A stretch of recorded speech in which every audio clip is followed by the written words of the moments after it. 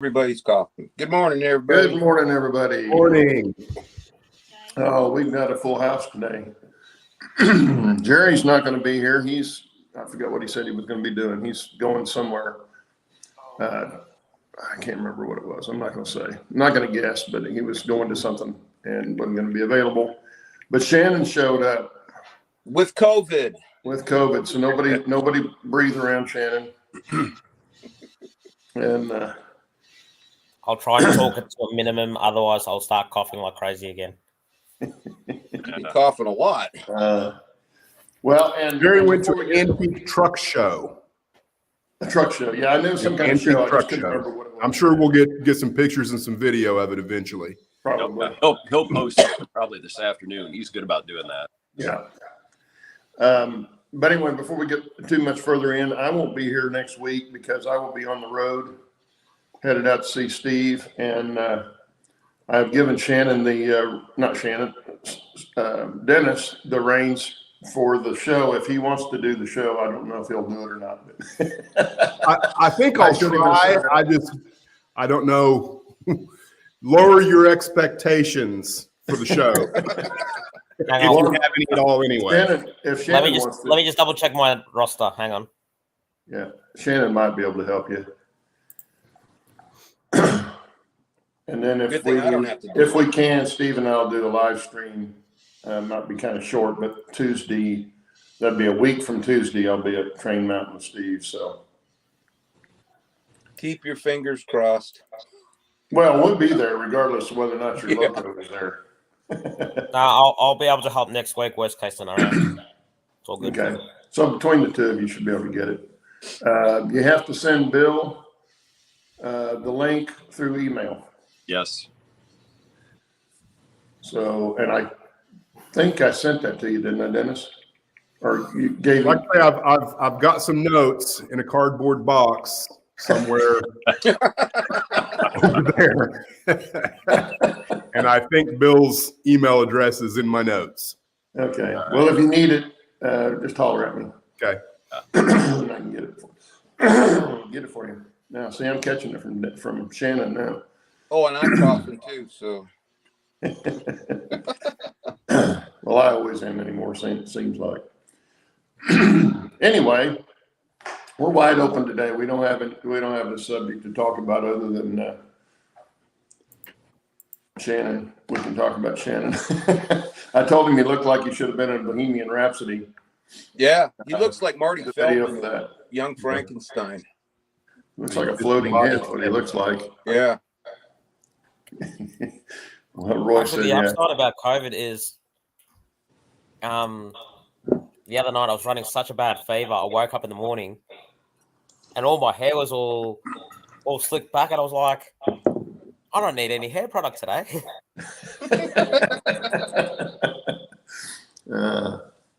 Hair product. Yeah, I don't use the hair product. I haven't put Yeah, I hair see you product in my contain hair it, since that was I just was for you. 18 because I haven't had any hair since I was 18. Yeah, right there with you. Yeah, didn't use much hair product at all. I didn't even when I had hair. I didn't use hair product. Shampoo it, and that was about it. But not anymore. Well, let's start with Bill. Bill, what are you up to this week? Well, did a little bit this week. Traveled for work, so I went to Chicago for a few days, hit a couple of hobby shops there. Show you what I got. Starting to do a little bit of super detailing in the forest, and I'll see if this will work. You know, I wanted to add a little bit of color, so I put in, and I don't know if my finger is focusing, but you can kind of see the little flowering plants. So Oh, that looks nice. They're bluebells, yeah? Yeah, Wow. yeah, you know, just enough to kind of make it stand out. Also got some deer, so I got a buck standing in the background, kind of coming over this way, you know, a doe and then a fawn. But again, just more the flowers just in this area. And those things are expensive. Yeah. And they don't, you know, they look great, but they certainly do not cover much territory. I've got about $20 worth of plants right here. Wow. And then a little bit, you know, a few little other odds and ends, just kind of put them in different areas. Just to kind of add some, you know, again, texture and layers to the scenery. So I've been doing that actually the past couple of days. Over this way, I have started to put Shannon's house in the woods. Oh, nice. There you go. Hang on, when did that become my house in the woods? What is that beer? Because they Did that bear catch volunteered you? they volunteered that that's you going to get eaten by the bear. So That's Shannon. Yeah. Yeah, but I'm not caught with my pants down. well, there's figures that are out there that you never know. So this I'm considering to be a temporary structure. I'm going to eventually, at some point, scratch build a cabin. But this is a Plasticville cabin that I bought. That was a kit, super simple kit. Did some trimming to make the the logs at the end look a little bit more realistic, and then painted it. I'm still going to come in, and I'm going to take about a 1/4 inch off of each side of the roof to kind of make it fit the building a little bit better. Then this is a chimney off of an HO scale factory kit that I never used. So I will notch the roof once I get it done, and I'll put a little bit of a chimney there. Then I'm going to have, here's going to be like the little trail that's going to take me down to the still, and the still is going to be in that general area there. Then other things I've been doing up here is just starting to get the first layer of ground cover put into place. So, I'll be building this up so that it looks like something else eventually. But all of the areas that are on the top that are flat, excuse me, that's more trees are going to be going in there. So, just starting to get the first layer in through this area here. So that's been a project keeping me moving. And then I have started to build more trees. So just a few of them here ready for the painting. But all of these are tree trunks for more pine trees. And what I've got in here is about 60 trunks that are now completed and ready to go on to the next step, where I put the, the furnace filter material in. Get it to this stage, then I'll take a whole bunch of them outside, spray paint them, and then the next step will be, ground cover, then the haircut, and then put the static grass on top. So I probably this weekend will have another maybe 20 trees done by tomorrow night and in place on the layout. So a little bit at a time and continuing to make progress. So that's kind of where I've been this week. It's looking good. Did that tractor pull that cabin up there? Yeah, sure. I figured, hey, I'll weather this later. But what I am going to do is I am going to make like a little crossing. So, kind of put my tractor along here, and I'll put some boards in and make like a little dirt road kind of to access the cabin from this way. Mm-hmm. So that it looks like I've got a reason for the cabin to be up there and to have, gotten materials in position to build the darn thing. I will build a pad or a porch on this. I'll build a small porch off here with a little overhang, and then probably like a little side lean-to coming out a little ways over here. And I'm going to put barrels and drums and crates and junk and firewood stacked out in front. Found a picture on the internet of an old cabin. Doesn't look like this, but it's given me some good ideas on how to do a porch, and then stacks of firewood and just odds and ends around it. So should be a fun little scene once I get it all done. Yeah, you need to have the revenuers coming in there to look for that spill. Yeah, that probably will. I'll probably get some cops that'll be riding the trains once in a while that come up through this way. Bill, when does the other side of the layout start getting terrain? The other side of the layout, I've actually been thinking about that. I'm probably going to start doing that within the next few weeks, that I'll start to get my supports in, sort of start getting it built up where I can put the fascia around it, and then start on that section. That section where the articulated steam locomotive is sitting right now just behind my sparkling bubbly water. That's going to be an active logging camp right in there. So I'll have a lot of cut trees, stumps, piles of timber ready to go out. And then I am going to make, off the end of the track, I'm going to have a survey crew there so that it's going to make it look like that track is going to be extended. and I'll have the start of a bridge kind of going off the end where it's going to go over the bottom line. Just a couple of bents and just some timbers laid on the ground, just kind of give it the illusion that it's going to, go off scene into another area to continue logging. Yeah. So that's what That I've looked been good, doing. too. I did add some more stumps like right in this area too, just to kind of make it look like it had a reason to have all the pretty ground cover and chopped up roots and limbs. Very good. Very nice. Yeah. Well, I was completely remiss. I didn't have Steve I run was just through the roster. going to say that they're gonna be mad at us. Well, they'll be mad at me anyway. Yeah. Well, why don't you do that, Steve? We got a full crew. We got John Schuylkill, River Valley, Steve Anderson. Looking forward to meeting you. John Tanzillo, Lee, DS Multimedia, Dwight Curley, Allison, Rob T-Man. We had Jason. He had to take off.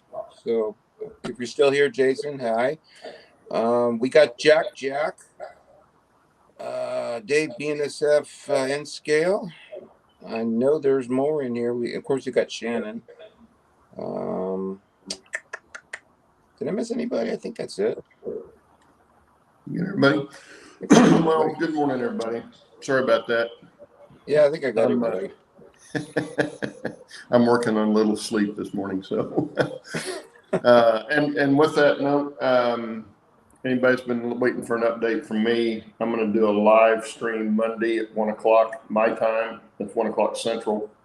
And you'll be able to ask questions if you want. If you come in, I'll show the layout, what I've been working on and stuff, and you'll be able to ask questions directly instead of having to type them in the comments. But anyway, I'm going to do that Monday. So how are you going to handle the chat and do your show? Well, I'll show everybody stuff, and then I'll come back to the computer. I'll take my wife's computer up there and do that.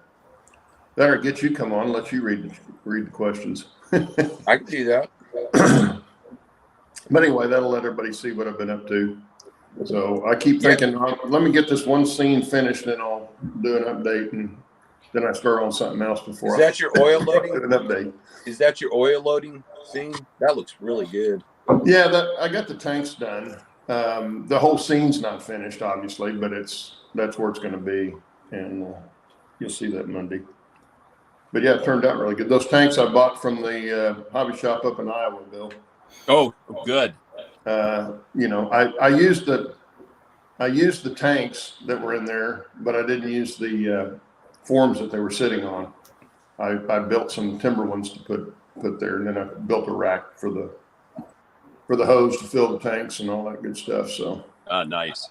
Anyway, yeah, it needs a lot more detail around it, but I think it'll make a neat little scene right there. And it's mainly because I had gotten the oil derrick that my wife, I got it for her for Christmas one year, for her to build, because she was in oil and gas for so long.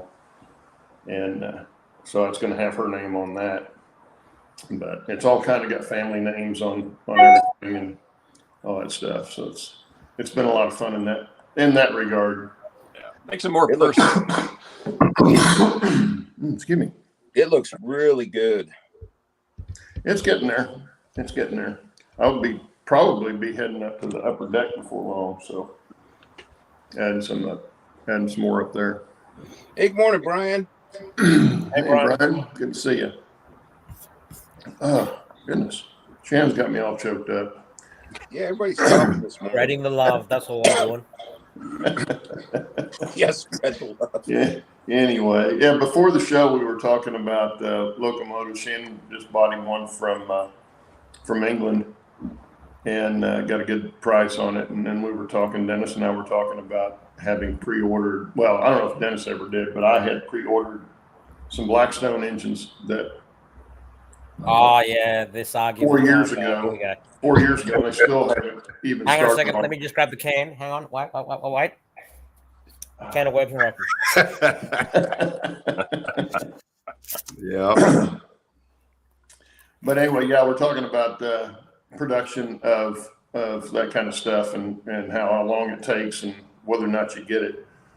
And of course, in the case of the Blackstone engines, we have no idea if they're ever going to start them up again. But Well, and then Dennis was having an issue with his keep alives, I guess, that Shannon solved. oh yeah, tell us about that little problem. Well, Shannon kind of helped him with that, though. Yeah, I think that maybe the mystery has finally been solved. Maybe. Well, tell him what was going on. Well, so this kind of weird anomaly happens when I turn track power on for my DCC. The previous locomotive just starts going, even though before I shut down, I went to 0 throttle and shut it down and nothing was moving. But it's like every time I'm not going to say every time, but sometimes, like greater than 50% of the time, you turn the power on, all of a sudden, here goes a locomotive, and you're like, "Why?" Hoping that it doesn't, derail or crash into something and damage anything. And so Shannon said, well, it's probably your keep alive. And if you have your settings set to where you're both capable of running DC and DCC, that there's a moment in time there where the decoder recognizes the track power as DC instead of DCC. There's no incoming signal to the DCC, and if you've got to keep alive, it powers it up pretty quick, and then hey, here we go. Does that sound accurate, Shannon? Pretty More much. or less, yeah. More or It less. made sense to me. Very I knew nothing simplified about version. DCC. Shannon's was much more detailed than mine. Yeah, but what people need to understand is this is the normal explanation of most things in life. And this is my explanation. Yeah. Well, it's because it can only understand every other word you say. So Right. that's why you got to talk longer. Well, he must have made sense because I understood it, and I know nothing about DCC. Yeah, conceptually, it's Well, pretty yeah. easy to understand. The Keep Alive thinks it's running on DC. Yeah. Yeah. Well, I wouldn't even have thought of the keep alive being the situation, but it still seems kind of strange to me that it would want to start up and start running. But Yep. I mean, mine, like I say, mine will come on, the sound will come on, but they don't try to move. But anyway, Yeah, and Allie agrees with Shannon that that's probably absolutely what's going on. Yeah. well, and That's that's the thing with DCC. They're all a bunch of different fruits, and depending which fruit you got, depends what you have to do to eat it. yeah. Well, and that's one reason too, that the problem that you were having is one reason on my roundhouse, all those tracks will have an on-off switch on each one of them, a manual on and off switch. So I don't have, 4 or 5 engines all running at the same time, because they just make too much noise. I mean, it gets too loud. Yeah, especially if they're diesels. I don't mind the steam running all the time so much, but the diesels that gets annoying. Even one diesel running for a long period of time can get a little bit annoying. Yeah, well, when we were at the Colorado Model Railroad Museum a couple 3 years ago, we're up on. If you've ever been there, you go in and you walk up on the mezzanine, I guess you'd call it. It's a raised platform that goes almost all the way around the layout. Gives you a really nice overview of the whole layout, and it's a big layout. But on the far back side, on the back side of that area, they have a port scene, great big port scene, and they had engines sitting in there that were running. Nobody was running them, but they're picking up track power and they're making noise, and so it got kind of loud over in that corner. Now, when you got down on the floor, you couldn't hear that because of the wall. But yeah, they had them in there running like that, and I thought, that's kind of annoying. You're sitting up there, and you're looking out here and seeing a train run, but all you hear is this rumble back here behind you. Yeah, I forget who it is I've seen that they try and keep the sound turned down low enough that by the time the locomotive is 3 feet away from you, you really can't hear it anymore. Yeah. I haven't tried that yet. Of course, I can't really get 3 feet away from any one of my models at the moment, but that's Well, I something. don't. No, I've heard that rule before, and I'm trying to implement that rule because I tend to put things really loud. Well, and I haven't messed with any of mine sound, or at least the maximum volume, minimum volume kind of thing. I haven't really messed with them yet. Yeah, no, I mess with all of that as soon as I do sound files, especially my customized ones. And with what you guys were saying with, like, diesel engine starting up and stuff, like I've made files where if you start up a diesel, I've set it up where you can't run it for 5 minutes because I set it up for the compressor to prime before you can even run the train. Cool. Yeah, Brian just said a locomotive passed him without any cars. He said it just had a bunch a minute ago. Oh, Yeah, it's never a good thing when it goes into a covered helix with a whole string of cars and comes out by itself. Well, yeah, but he's got a lot of track to find those cars. That shed's not that big, but you got a lot of track. Yeah. Hmm. Well, and talking about the sound on the locos, in that particular instance in the museum, I don't know if there was just one loco back there that was really loud or if it was a whole bunch of them. I mean, I could look over the side and see them from up above, and there was a bunch of locos in there, but I couldn't tell which ones were running. And there was nobody back there operating them, so I had no idea there. But once you got down on the floor, the layout is so big, and it's strung out. They've got a really nice trike plan on it, and it's strung out so far that when the train comes through and they're pulling these really long trains, the engines are consistent engines that have 3 or 4 a lot of times on one train. You'd hear those go by, and then by the time it's 3 feet away, all you can hear is the wheel, clickety clack of the wheels going over the rails. And they had some trains on there that long, so. Well, you got to think of it this way, like I know when I do sound installs, I have to think about the acoustics of speakers to figure out where to put them and maybe how to 3D print speakers depending on what application I'm doing. And the same thing happens with the layout, obviously, because if you're up above it, there's going to be some areas of the layout where they're going to act like a cone like this. Mm-hmm. So when you're above the trains, it's like you're at the end of a megaphone. So you're looking down and you have this megaphone of sound coming up to you. Well, and that's kind of what it was, because this space where the port area was, I don't remember how wide it was, but it was, 8-10 feet wide. It was a lot longer than that, but there was a wall here, and then the wall that you're standing on, basically on this platform, and it, had backdrop on it. So it's all funneling up right there. Because once you got down on the floor, you couldn't hear them. Oh yeah, because now the sound has to go around. It has to go around or up and over. Yeah, and you couldn't hear go it. through But when you're trees, up on that platform, you could definitely. scenery, yeah, everything. Yeah, and I thought, why are they letting those run? It's because they probably couldn't even hear them on the other side. Probably didn't know they were running. They have a lot of trains on that. They will go, which one is it? Which one is it that's running? I want to find out which one's running. Well, they've got, if you've ever watched, I can't think of her name, the gal that runs the place, oversees it, she was talking about how they've got different modes of operation. They can come in, have people come in and operate, or they can turn the computers on, and it'll take trains, they'll run 5 or 6 trains just with computers and no operators, which is, to me, is just unbelievable that somebody figured out, routes that they can run, because they've got big staging yards on it and everything else.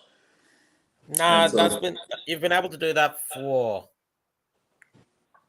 Digitrax was doing that kind of stuff about 25 years ago. Yeah. Really? Well, this guy evidently built their system when they first put it in. Whoever was the guy that wired it, but it's an impressive layout. If you ever get up to Greeley, Colorado, you got to go see it because it's really good. Yeah. Now, if you look at if you look at Digitrax from 25 years ago, the amount of hardware they've had with block detection circuits, point motor circuits, the LocoNet system that they run, which is open to a few different manufacturers. it makes it all nice and easy for you to, run a bus system, through the loco net to all these different components that can, figure out where a train is, what it's doing, which direction, which track. As long as the computer knows the route, because you draw up the route on the computer and you go, when this happens, it's in this direction. When that happens, it's in that direction. Yeah, and if Like when there's a guy in and if England when, that I follow, yeah. and he does updates maybe every couple of months.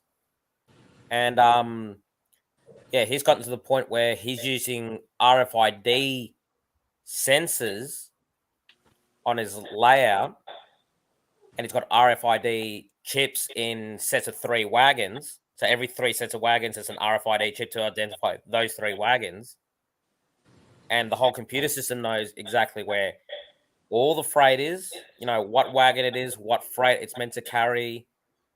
Because the way his whole system works is, okay, like you press a button and it randomly generates, okay, you got to pick up trains from this yard. Okay, the carriages you want is in track 2, 4, and 6. You need to pick those 3, those wagons up. You need to take wagon set A to this section. You need to take wagon set B to this section. And every time you go through sections, the whole computer's going, okay, the train's just run past this signal. These are the wagons it's currently carrying. And it keeps track of everything. Yeah. So it's RFID chips instead of block detection? No, he's got block detection to know where the trains are located on the track, but RFID to know what locos are where and what wagons are where. Which specific?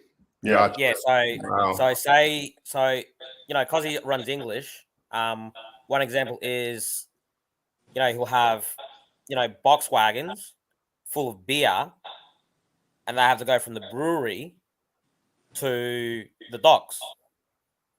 And the computer keeps track, okay, so those wagons have gone from the brewery to the docks. They're now empty. So now another train has to pick up the empties and take them back to the brewery. Yeah. That sounds a little bit like JMRI's operations.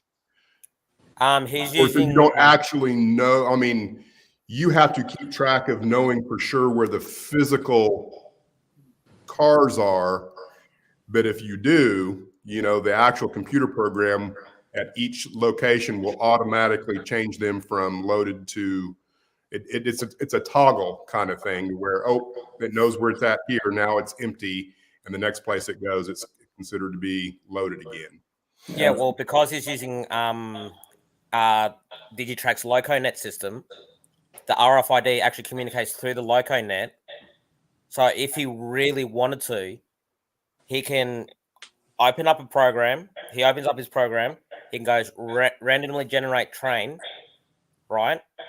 And it'll just randomly generate a train, like it's not set specifics. And then he can go, okay, computer, run that train. Cool. And the train will know, okay, the train will go, okay, I need to pick up flour, beer, oil from this yard. The flour has to go to this yard. The oil has to go to that yard. And the beer has to go to the docks. Yeah. And it'll do it. Cool. Roy had the question, and I don't know if this is a question or if he's making a statement here. He said, what if on your layouts and engines with a keep alive, you have insulated rail joiners installed, creating blocks, and you have toggle switches per block? Well, that's kind of what I was doing with what I did with my roundhouse. Each of my roundhouse legs is separate from everything else, run through a toggle switch that I can turn on and off. So if I turn it off, it gets no power from the system. Yeah, and that keeps all that stuff. Ali kind of answered that question already. Your keep alive is going to dissipate as soon as it loses track power eventually, however long it takes. Yeah, exactly. So Well, I think what maybe Roy is talking about, so if you've got like a block and you've got a train running and it's maybe accidentally off, and your keep alive is on, it's going to run it, but it's only going to run it for what, a second, maybe 2, once it gets into that dead block. Well, it also Depends on depends how many trains are in that block. Because if you've got 2 other locos in there, you'll be lucky, for it to even function for even a millisecond. Right. Because it's going from full power to all of a sudden, oh, hang on, I've got all this voltage, but I've got to supply it to 4 different locos. So it'll just dissipate that quickly. Yeah. Well, yeah, and then he asked, but with the block off, then no power to the keep alive until you turn the block back on, which is true. Yeah. Once it dissipates, it's not going to have any power at all. So if it sits there long enough and dissipates, and you've turned that block off, then it's not going to do anything until it's turned back on. Yeah, but as soon as you turn it back on, it depends how the code is programmed. Because, like, the easiest way to think about it is, even though the keep alive is attached to the decoder, it may as well be connected directly to the tracks before the decoder. So it'll power up first, be fully charged, feed DC voltage to the decoder, and then the decoder will go, oh, I'm on a DC layout. Go. Yeah. That's why you turn the DC setting to DCC only. Yeah, I'm definitely going to look into that. Yeah. The only, as I said to you, Dennis, the only other way around it is correct. With keep alives that have the signal wire. The signal wire tells the keep alive, no, turn off, turn on when it wants it, when it needs it. Discharge at this rate, or charge up at this rate, or do this, do that, whatever. Yep. And Brian's asking something about he's having trouble with couplers, I guess. And my experience, if those couplers are not exactly the same height, if you've got one that's higher than the other, you're going to have a problem, because if you run over one little slight spot where this car is down lower or up higher than the other one, it has a good chance of sliding loose. The other thing as well is, it doesn't take very much on the layout to do that. I think Brian was talking about the automated layout, how the switch. Oh, how you would couple and uncouple? Yeah. I think. I thought maybe he was talking about which his engine went by with no cars on it. Because I know that's my problem. I haven't gotten into where I've gone in and fine-tuned everything. Brian's asking me about gotcha. how the trains actually uncouple and couple up. Yeah. Yeah, on an automated system, yeah. Yeah, he's got electromagnets underneath the boards on where they need to uncouple. Yeah. And they're all, again, controlled by the LocoNet system through Digitrax. Yeah. Actually, what I'll do, I'll see if I can find his update on his last video. Because the last video he posted up, it's showing the last section of his layout that is getting built. And it shows all the wiring and everything that goes into it and all the components that pretty much makes this happen. And like, you should see, like, he's got a control panel, like a proper control tower panel, where you can see where all the trains are by looking up on the wall. And he's got a water wire like that going into it, just for LEDs, power, you name it. It's a wad like that, and it's like, Jesus Christ. Oh yeah, it would have to be. I mean, that's a lot of stuff you're telling it to do, and each one of those circuits has its own pair of wires. So it would take a lot of wiring to. You would have to be. What's the word I'm looking for? That would be kind of I love doing this kind of thing. Yeah. Oh yeah. That's way too technical and wiring. I've already.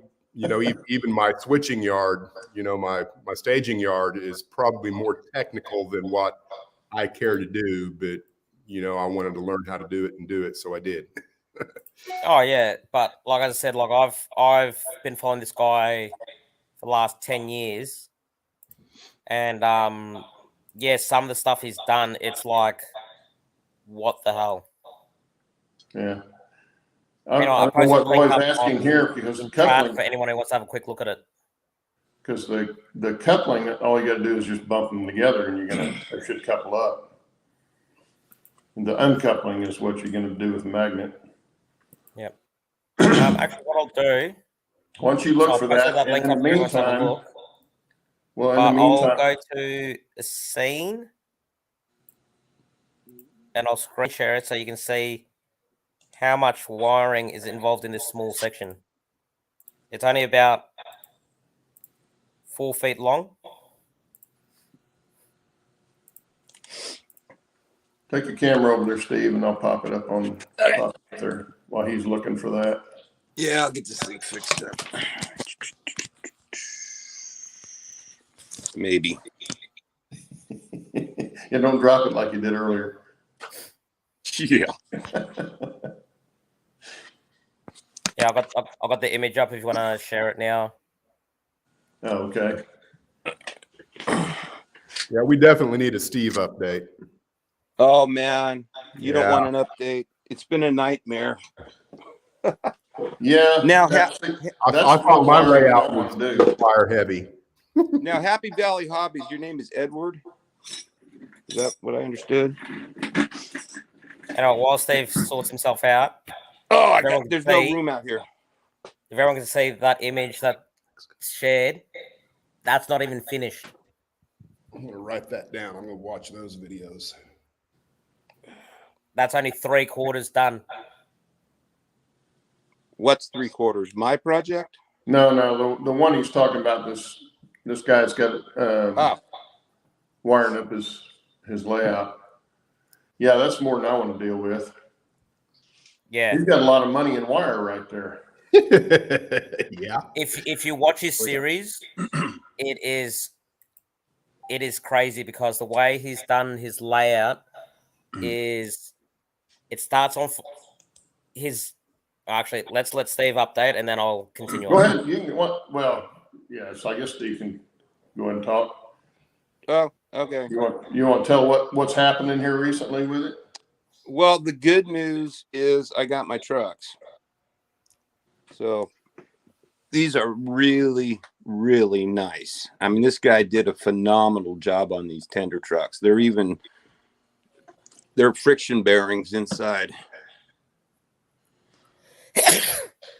So these things are just so cool.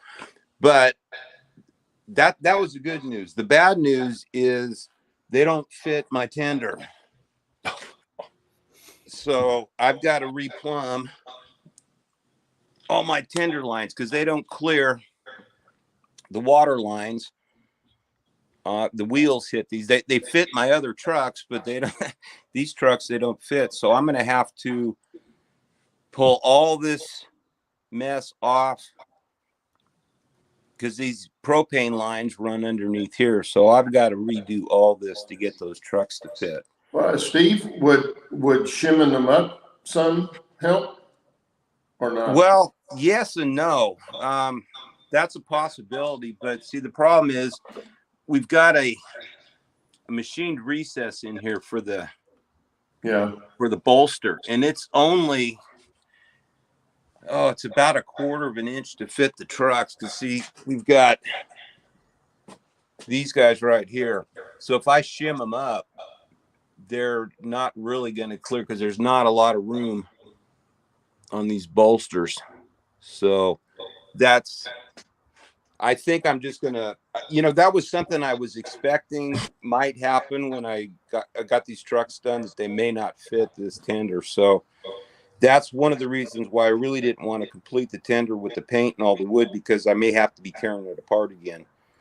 But that's one issue, and that's going to be quite a project to do that. But I fried my third throttle valve. So this one, these are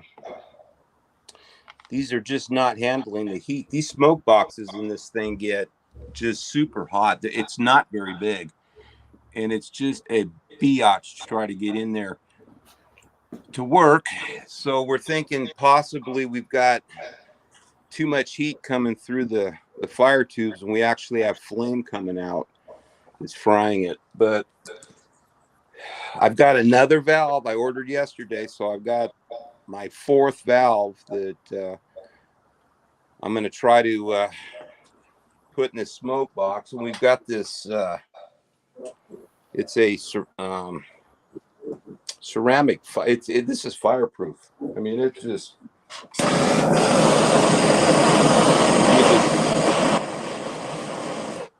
and it doesn't even burn. Steve, So I would have laughed at that quarter light.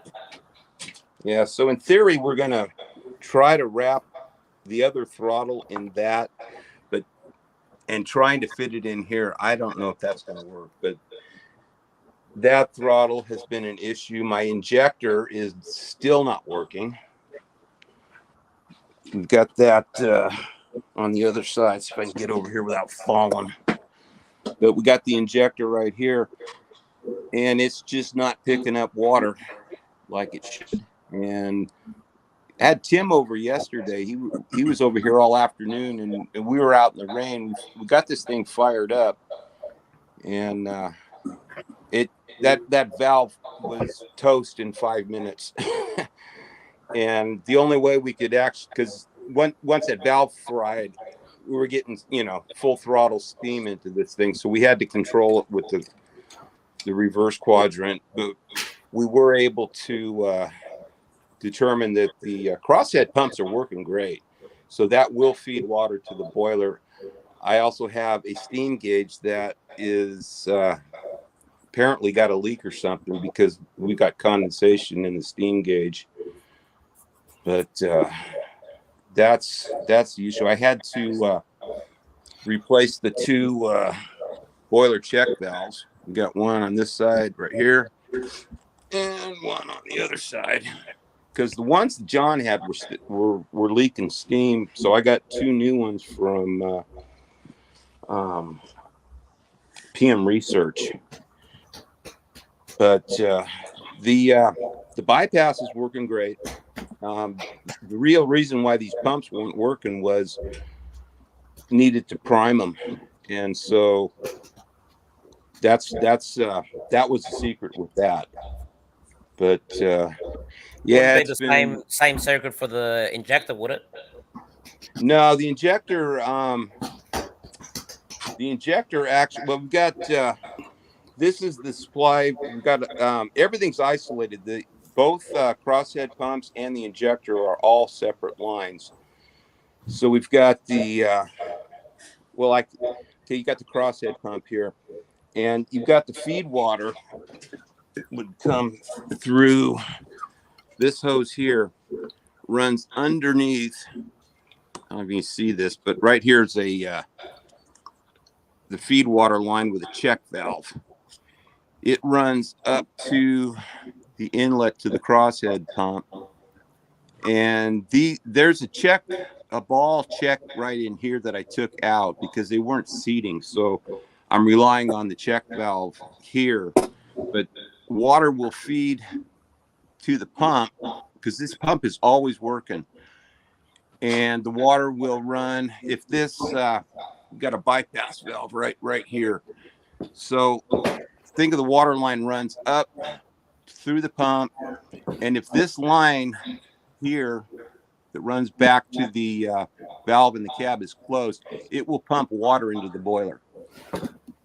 And if you don't want that pump working, then you open this bypass valve up here in the cab, and what happens is now that pressure is wanting to run back through this supply line and back down to a T, which is back under here, and back into the feed water from the tender.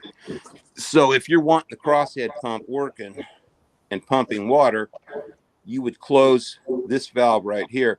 Then you're feeding water in the boiler. If you don't want it, you open this, and the water just cycles back in. And I put in a valve that basically you just suck the water out of here. And it sucks water through the line from the tender, close the valve, and then your line's primed. So that's the left side. The right side is a little different because we've got hang on a second. Let me flip this thing around so you can see. So I can, this shop is a little bit too small right now. But on this side, this check valve is from the injector. We got a water line, and there we go. Okay. So on the injector, you have the feed from the from the tender. And this is a steam line that runs up to this valve here. And this steam line, wait a minute, you can't even see it. There's the steam line. It runs right down here and into here.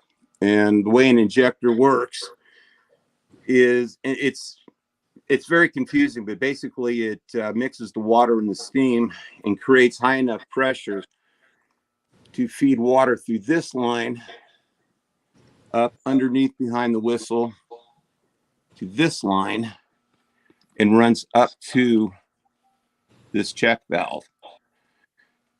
But it is still not working for some unknown reason. We cannot figure it out. I mean, we were out here in the rain yesterday for 5-6 hours, couldn't figure it out. But that's my injector issue. But the other crosshead pump, same check valve, got a T back here. The water runs through the line into this pump.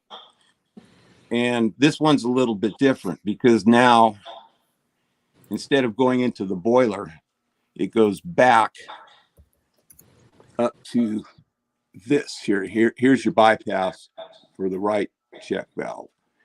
And there's a valve right here. I think that's it.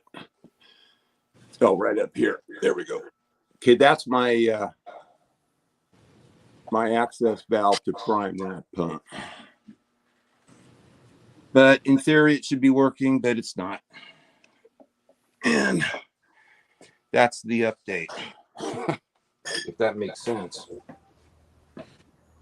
Well, sort of. Nope. It's hard to I've been explain following it. along, so I kind of know where you're at on it. But yeah, there's a lot of stuff going on there. Yeah, it's a little hard to explain when you don't even understand it yourself. Yeah. You talked through it pretty good. Yeah. Yeah. Well, the problem is I'm trying to do in a year what it's taken most guys 30 years to learn how to do. So it's been quite a frustrating adventure. Well, that regardless of how well it's all working, it all the looks time gorgeous. in. The last week I've been on a tractor. I've had 60 hours on a tractor digging out tree stumps for a honeydew project. And my last one, I showed Claude a picture of it, but I was digging out a massive tree stump a couple days ago with the backhoe and couldn't get. I was underneath this stump with a chainsaw trying to cut the tap roots, and I'm thinking, man, if this thing falls on me, I'm going to be buried in this hole. Nobody's going to know. What'd you say, Dennis? I said, regardless of how well it's working or not working at the moment, it's still gorgeous. Oh, thank you. It is a beautiful locomotive. Yeah. Well, that's what I told him. Someone asked, I just want to see the thing in person. I don't care if he's got it running or not. But yeah, what color of blue is that, Steve? Someone was asking. John painted it. It's 1998 Ford. I think it's Ford Galaxy Blue. It's a Ford automotive paint, and I don't know why John painted it blue. If he told me before he passed away, I don't remember, but there had to have been a reason why he painted that blue. But I honestly don't know why. I've got just enough paint that he had to paint the tender to match that.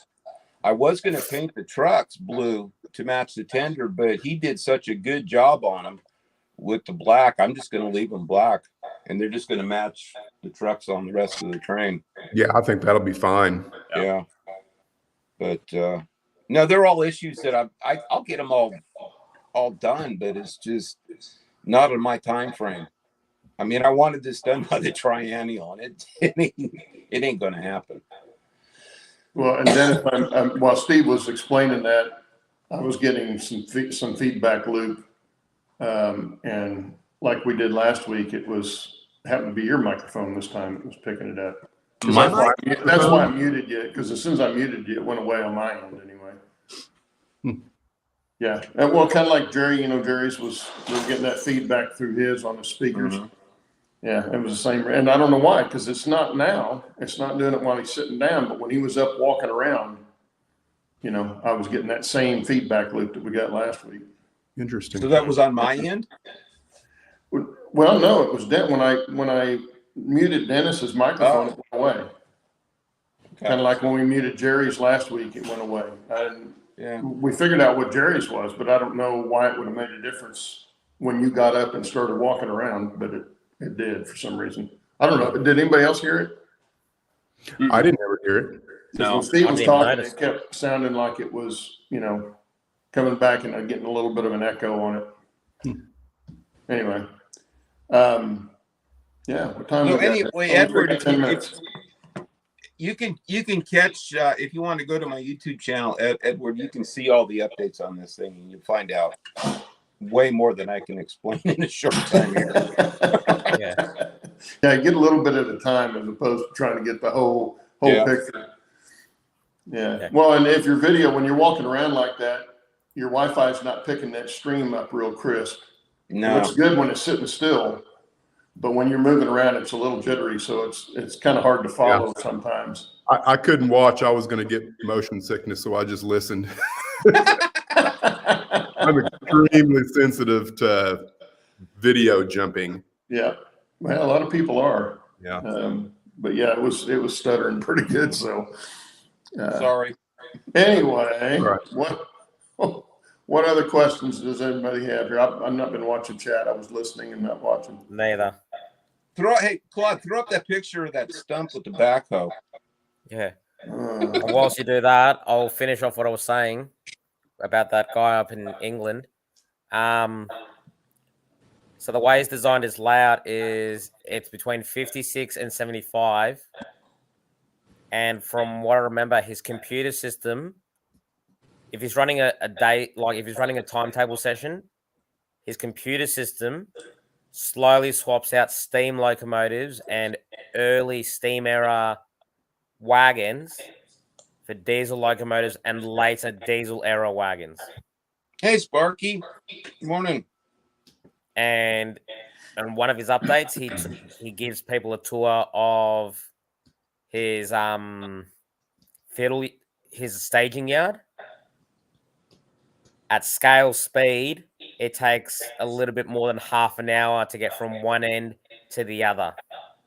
wow. And that's on the main line of the staging, because you go obviously off on the main line and then it breaks off into branches depending where the train has to park itself in the staging. Man, that'll take some work to do all that stuff. Here's Steve Stump. That was just one of 5. Look, you put a face on it, you could call it your kid. And then Gus. And then Gus, yeah. It was all Gus's fault. There you go. How about that? Oh, that's good. Oh yeah, that's my my roller table that I built so that I can run this thing stationary without having to block it up. Yeah, that worked out really well. Yeah, it works good. Works really nice.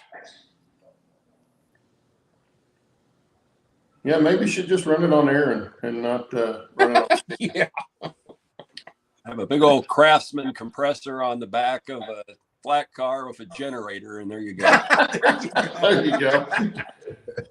Yeah, there you go. That's the problem is it wouldn't pull it. Yeah, I'm assuming it wouldn't have the same power under compressed air as it would have under. No. True. Yeah, you definitely get a lot of looks though. Yeah. John Tanzilla wants to know how old your Kubota is, Steve. It's not my Kubota. It was on loan from a very good friend that knew that we needed this for this project. So it's new. It's a nice little tractor, but I got to get it back to her today actually, and I'm out of time. But it's a sweet little thing. You know what Kubota's motto is? If it's not orange, it's a lemon. But I've gotten pretty good at running it. As long as I don't think about it, it's like rubbing your stomach and patting your head with the levers, with the claw. If you think about it, it doesn't work. The only time I ever ran a bucket loader like that was one that didn't have a cab. It was, you stood on the back of it. And I was on that thing all day when, I rented it, and then I was on it all day running it. And and that was a long time ago when I was a lot younger. I didn't realize how sore it was going to make me. Oh man, that thing. The next day I couldn't hardly move. Yeah, it was horrible. I feel like I've been, a rodeo rider on that thing. Because everything out here is rock.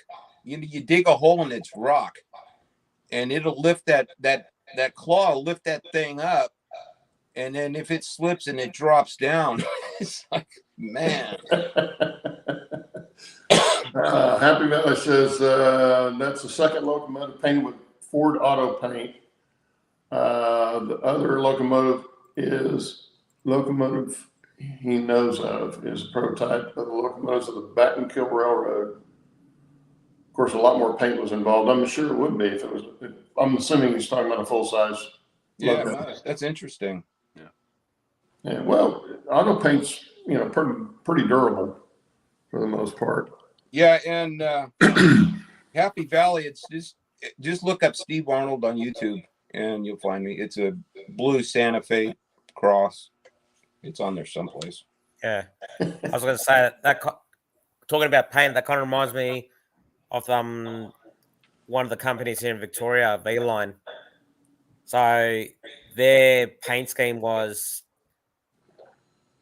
they call it tangerine and grey, but for those who don't know what color tangerine is, it's orange.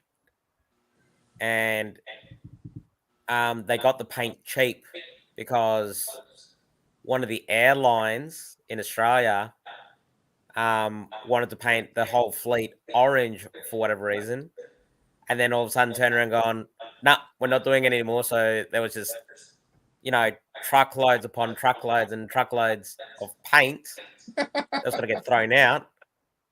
And so they just put their hand up and go, we'll take it. Yeah.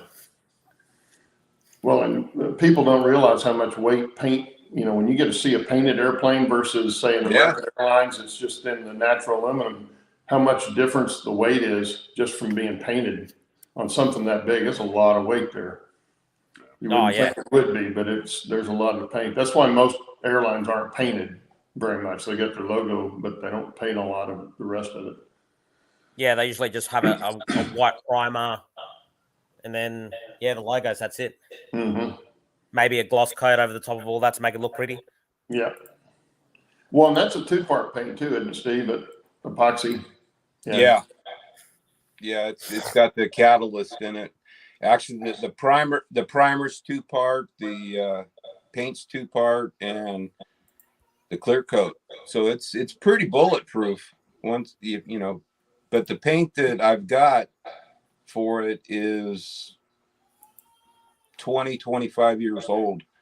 But John sealed them pretty good. Now, the guy up at the paint store that I was looking to replace this, I mean, they paint race cars and stuff, so it's really really high performance paint. They know what they're talking about. And he said as long as it's liquid and it's been sealed, it should still be good. But I've only got enough to shoot it once, and I'm done. I can't mix it up again. So I've got a one-shot deal to paint the tender. So it's got to be done. That's done always right. fun. Yeah, that's always fun when you have something like that. You got one chance to do it, and if it doesn't work, you're out of luck. I'm screwed. Yeah.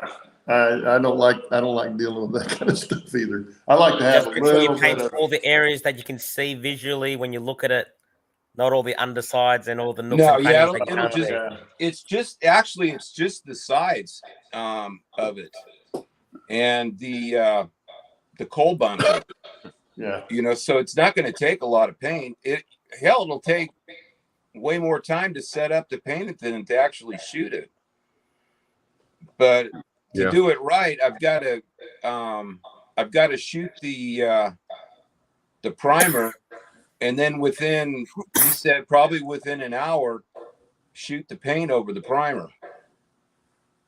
and then let that cure, then shoot the clear coat over that.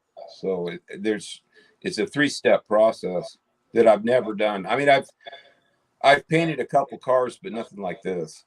That was years ago. Yeah. Well, that's Maybe our just take it to the hour, auto guys. guys. Say again? Maybe just take it to the auto guys and see if they'll go, we'll paint it, but we want to put our sticker on the back of it. So Yeah. as a sponsor. Yeah. The dealer's name on the back of it. With a little logo on the back. Yeah. Next minute, you see this Ford badge on the back of the tender. Yeah. Well, anyway, guys, that's our hour. And just a reminder, maybe a show next week, maybe not. Dennis and Shannon will be in charge of that one. I'll be on the road. And then Monday, if you want to see the update, if you want to see it live, it'll be 1 o'clock Central, so 2 o'clock Eastern, and 11 o'clock on the West Coast. And you say it's going to be a live stream? I'm going to do a live stream, and I'll stay on as long as people want to ask questions. You know, I'll show everything, and then if people have questions about particular things on there or whatnot, I'll try and answer them all right there. But if you miss the live stream, then of course it'll be up after that as just a video. But anyway, good to see everybody. Thank you, Bill, Shannon, Thanks. Dennis, Yep. Steve, as usual. Take And care, I will Shannon. see you, Steve, in a week from Tuesday. That is so cool. I can't wait. Yep. Can't It'll be wait. fun. We'll have a good time. We will. We're gonna have a blast. Anyway, thanks for showing up, guys, and everybody in chat. Have a good week, and we'll see you later. Yeah. Yep. Take All right, care, take guys. care, guys.